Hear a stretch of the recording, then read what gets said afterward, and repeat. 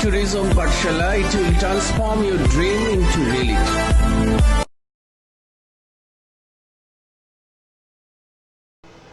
Good morning, my dear student. This is our UGC NET and JRF question paper analysis series of tourism administration and management. In my previous class, in my previous video, I have discussed the management important question which has come from our previous year in our management topic. And in my previous video, I have discussed the December 2023 question paper. Today, we are going to analyze the February 2023 question. The first question. The first question, who has developed the managerial grid approach to leadership? The first question, the managerial grid approach. Managerial grid approach has developed 1964. Robert Blake and Jane Martin has developed the managerial grid approach. They emphasize the leadership style consists of factors of both the task-oriented and relation-oriented behavior in varying degree. So, managerial grid is the topic is related with the leadership style, and it has developed Robert Blake, Jane Martin. Good.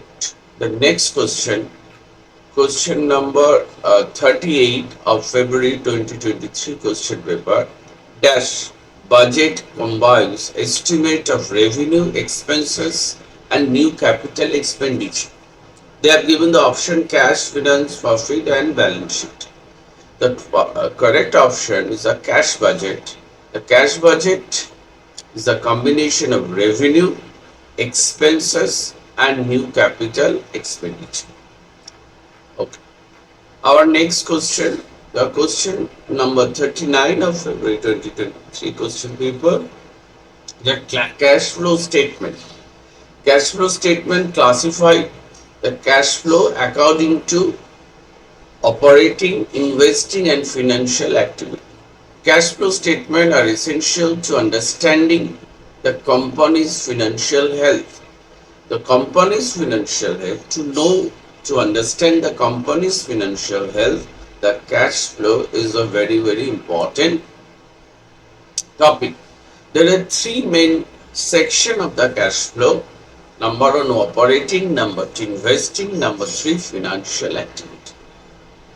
So, under the management sector, we have to prepare the financial management. The financial management also the under this also the part of management, and unit 10.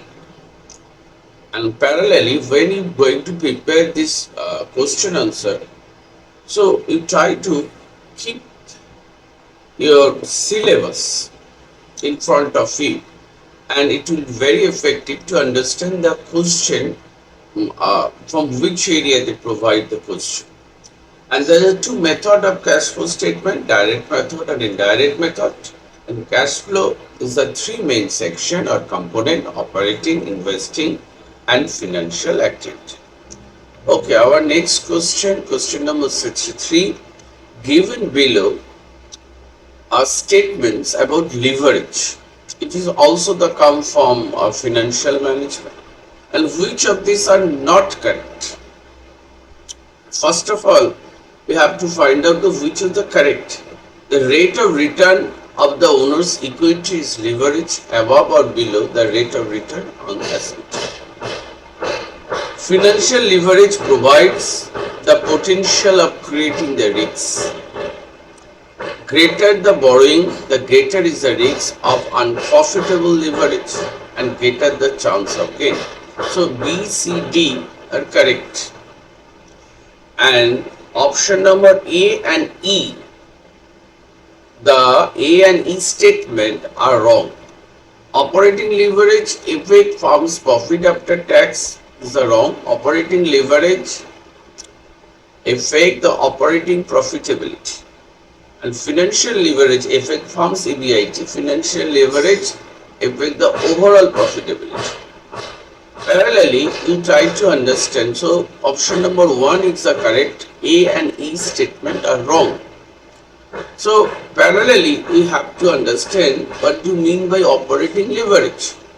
The operating leverage, it refers to the use of fixed operating cost within company's cost structure.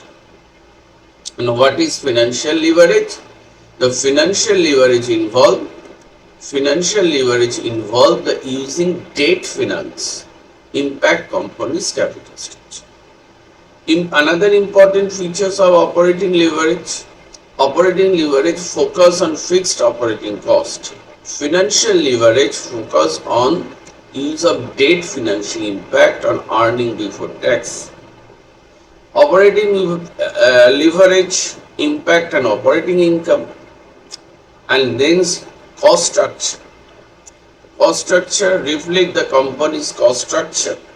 In the case of operating leverage, in the case of financial leverage, reflect company's capital structure. So these are the important area of financial and operating leverage. Our next question, the question is based on given below, question number 64, given below are characteristics of personality. Which ones are not the characteristics of type A personality? Very interesting question. The type A and type B personality concept has given cardiologist Mayer Friedman and Ray Roseman developed type A and type B personality theory in the year of 1950. They all are the cardiologists or heart cardiologist mean heart specialist doctor.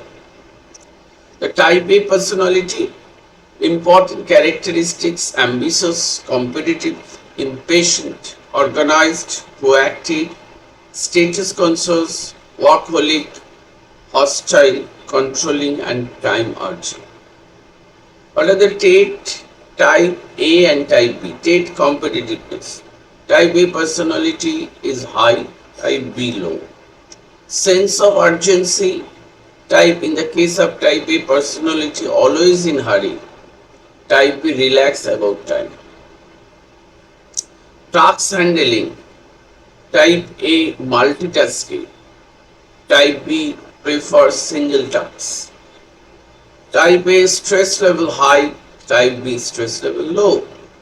Type A personality patient case the type A personality patient low, that type B is a high patience. Risk, in the case of risk taking, type A personality high, type B moderate to low. And achievement orientation, type A personality is a goal driven, type B content with achievement. So these are the characteristics. So what is our question? They told us, they mentioned the characteristics of type A personality, which are not the type A personality. The type A personality, you have seen the multitasking with strong need to win and always in hurry. But type A personality, patience is low. Patience when interrupted is true, which are not and avoid the large environment. They are not avoid the large environment. So D and E are not the characteristics of the type E personality. Our next question, question number 65. This question, which regard to decentralization of authority, given below are some statements, which ones are not correct? The decentralization of authority. First of all, what do you mean by decentralization of authority? What are the key aspects? The key aspect of decentralization authority are: number 1, delegation; number 2, increase autonomy; number 3, faster decision making; number 4, improve moral and motivation; And number 5, enhanced flexibility. So what is our question? Which ones are not correct? Facilitate setting up of profit centering, facilitate adoption to fast changing environment. These are the good characteristics of decentralization. Facilitate having a uniform policy. Uniform policy is the case of centralizing, in the case of centralizing authority structure, and facilitate control by upper level managers. This is also the nature of centralizing authority structure. Our next question number 85. Decision making process in an organization involves responding to following question. Arrange this in logical order. Which these are addressed?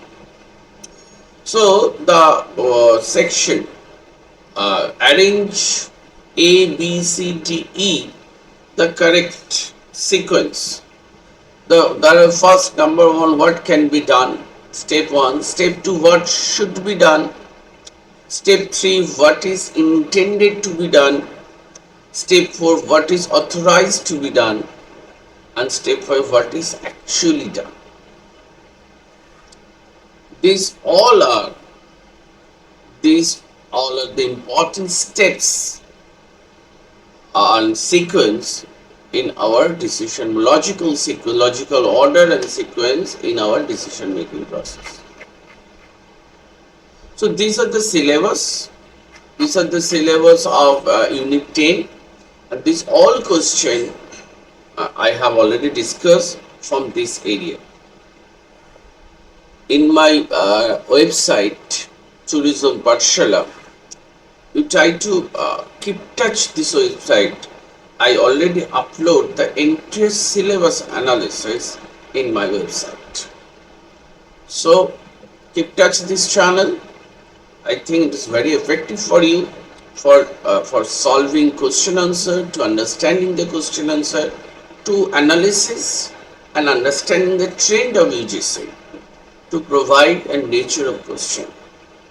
So my dear student, you try to give your effort to achieve your UGC NET and JRF goal. Thank you.